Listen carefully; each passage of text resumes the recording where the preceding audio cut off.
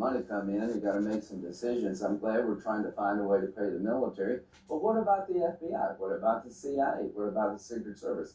You know, we shut the government down for 35 days, Republicans, trying to force the Democrats to build the border wall.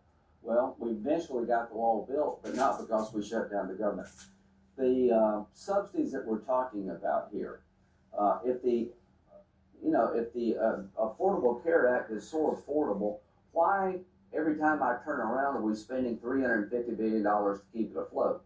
Whether the government shut down or not, I'm not going to vote to extend these subsidies without great reform. And to my Democratic colleagues like Mark Kelly, who I like a lot, I'm not going to talk to you with the government shut down. Well, Senator, though, going back to this idea of layoffs, you talked about that shutdown back in 2019, 35 days, no workers were laid off.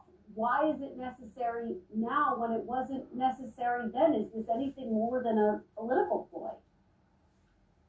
Yeah, well, you had 4 years of Biden where the government grew in a bunch of areas. It got very kind of out of line with common sense. So I think Trump's going to look at a chance to clean up the mess that Biden created in terms of growing the federal government, putting in policies in the federal government that we don't like, that can only survive if you have people implementing the policies. I don't want anybody to lose their job because of a shutdown.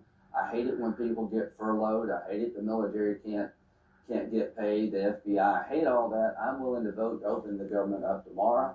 To my Democratic friends, I am not going to vote to extend these subsidies. It costs $350 billion. If you make over $400,000, you get subsidies for your health care. Let's have a rational discussion, but not with the government shut down. It's up to you. If you want to keep it shut down, fine. It's not going to change how I approach health care. Let me finally ask you about these indictments that we have seen, the indictment against